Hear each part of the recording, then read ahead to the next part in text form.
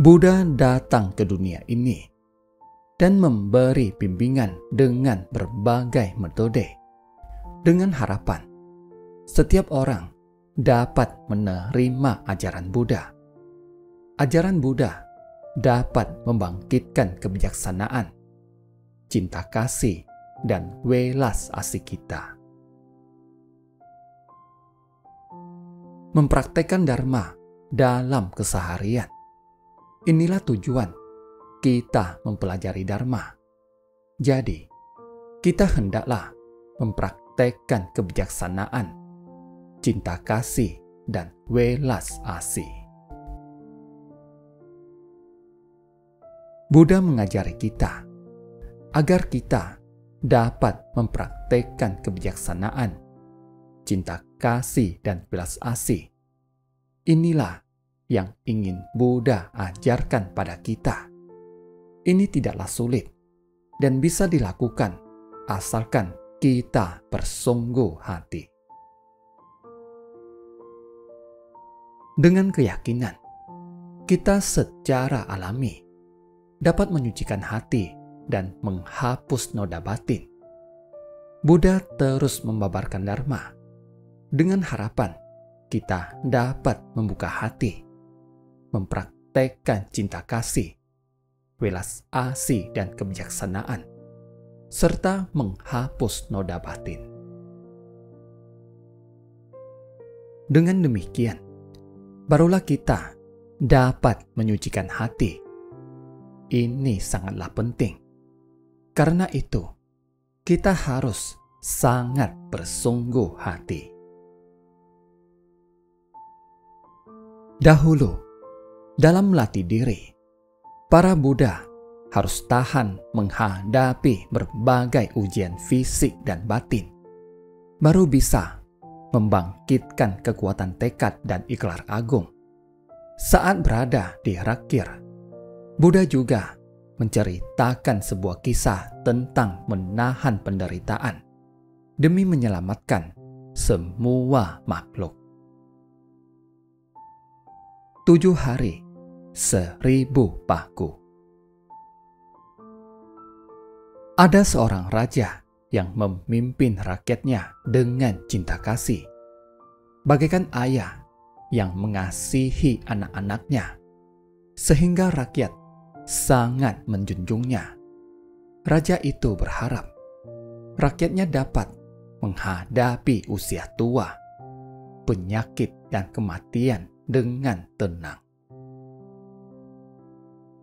Suatu hari, dia berkata kepada menterinya, "Aku ingin mendalami Dharma untuk membantu rakyat memahami kelahiran kembali, agar mereka dapat menghadapi usia tua, penyakit, dan kematian dengan tenang. Untuk itu, aku rela mengorbankan segalanya." Raja itu pun mengeluarkan sebuah pengumuman. Melihat pengumuman ini, semua orang sangat tersentuh. Seorang petapa berjalan ke depan pengumuman dan berkata, "Aku bisa membabarkan Dharma untuk yang mulia." Mendengar kabar ini, raja itu secara langsung menyambutnya ke istana dan bersujud di hadapannya. Raja itu berkata, "Asalkan engkau bisa menjelaskan kebenaran tentang kelahiran kembali padaku, aku akan mengabulkan semua permintaanmu." Petapa itu berkata, "Yang mulia bisa mengabulkan semua permintaanku." Raja menjawab, "Tentu saja." Petapa itu pun berkata, "Apakah yang mulia tahu betapa aku bekerja keras demi memahami kelahiran kembali?" Raja itu berkata, "Bagaimana agar engkau bisa mempercayai ketulusanku?" Petapa itu berkata, "Apakah Yang Mulia bisa mengabulkan satu permintaanku? Jika Yang Mulia bersedia ditancapi 1000 batang paku, aku akan memberitahu Yang Mulia." Raja itu berpikir, asalkan seluruh rakyatku dapat memahami kebenaran tentang kelahiran kembali, meski harus mengorbankan nyawa, aku pun rela. Jadi, raja itu berkata, "Baiklah, tetapi engkau harus memberitahuku dahulu tentang kebenaran itu. Jadi, sebelum menghembuskan napas terakhir, aku bisa mendengar kebenaran itu." Petapa itu berkata, "Berhubung Yang Mulia telah membulatkan tekad, aku akan memberitahu Yang Mulia. Kehidupan tidaklah kekal dan segala materi pada hakikatnya ialah kosong. Hanya Dharma yang selamanya ada di dalam hati, tidak timbul dan tidak lenyap." Petapa itu berhenti sampai di sini dan berkata, "Jika aku memberitahukan semuanya, Yang Mulia mungkin akan tidak rela ditancapi paku. Setelah Yang Mulia mengabulkan permintaanku, aku akan memberitahu tentang lanjutan gatha tadi." Mendengar bahwa kehidupan tidak kekal serta Dharma tidak timbul dan tidak lenyap, raja itu sangat gembira. Namun, bagaimana agar bisa mencapai tingkatan tidak timbul dan tidak lenyap? Demi mempelajari lanjutan gatha tersebut, raja itu berkata, "Baik, aku akan langsung mengabulkan permintaanmu." Selama 7 hari, petapa itu dilayani dengan penuh hormat di istana, sedangkan sang menteri memalu sebatang demi sebatang paku ke tubuh raja itu hingga 1000 batang. Rakyat merasa sangat tidak tega. Raja pun berkata, "Yang aku inginkan ialah kedamaian abadi bagi kalian semua."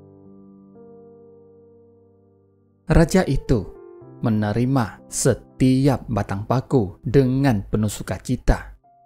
Setelah merasakan penderitaan, dia mengubahnya menjadi kebahagiaan, serta merasa damai dan tenang. Pada hari ke-7, Sakra, raja para dewa pun tersentuh. Dewa Sakra bertanya, "Untuk apa engkau berbuat demikian? Apakah engkau tidak menyesal?" Raja menjawab, "Aku bukan hanya tidak menyesal, bahkan dipenuhi sukacita. Jika aku menggunakan hati tertulus untuk menunjukkan sukacitaku, setelah hari ke-7 ini, tubuhku akan pulih dengan sendirinya." Setelah raja itu berkata demikian, paku-paku yang menancap di tubuhnya tiba-tiba terlepas dan jatuh. Di tubuhnya pun tidak ada bekas luka. Rakyat dan Dewa Sakra sangat tersentuh. Buddha lalu berkata, "Raja ini adalah salah satu kehidupan lampauku, agar orang-orang dapat menghadapi hidup dan mati dengan tenang. Aku mengorbankan diri dengan sukarela dan penuh sukacita." Buddha sungguh mempraktikkan mempraktekkan kebijaksanaan dan cinta kasih demi membangkitkan cinta kasih, welas asih, dan kebijaksanaan semua orang. Karena itu, kita hendaknya sepenuh hati mempelajari Dharma, seperti raja yang rela ditancapi 1000 batang paku, agar rakyatnya dapat memahami kebenaran tentang kelahiran kembali. Meski setiap batang paku mendatangkan rasa sakit baginya, tetapi dia merasa damai dan tenang. Bisakah kita melakukan hal yang sama? Bisa, jika kita membangun tekad. Contohnya kita, apakah bersumbangsi melelahkan? Kita merasa bahagia dan bersyukur. Sebagian orang mungkin tidak bisa membayangkannya, tetapi kita yang terlibat langsung memang merasa demikian. Jadi, ini sangatlah berharga. Pencapaian kita setelah bersumbangsi sangatlah berharga. Inilah tujuan pelatihan diri kita.